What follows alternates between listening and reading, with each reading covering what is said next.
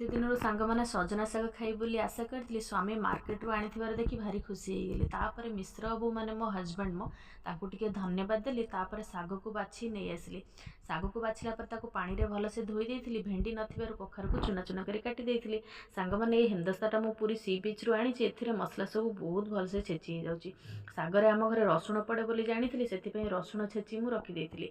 Gas लगे तापर कड़ाई रे सोरिष तेल सुखिला लंका आउ राई की सोरिष जहाँ कहते कहूँ ताकू पकई फुटे देइथिली।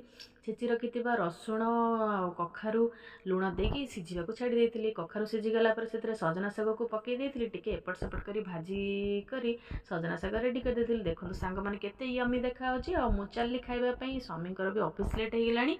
मु शाग एठी बाढ़ी दउथुची आ पखाळ हमर आज हेची खाइबा पई। मु चली खाइबा सांग मैंने आशा करुँच आपण मैंने सब्सक्राइब करदेवे मो चैनल को। जदि नुआ अच्छा निहाती सब्सक्राइब भूलिए नहीं। जय जगन्नाथ।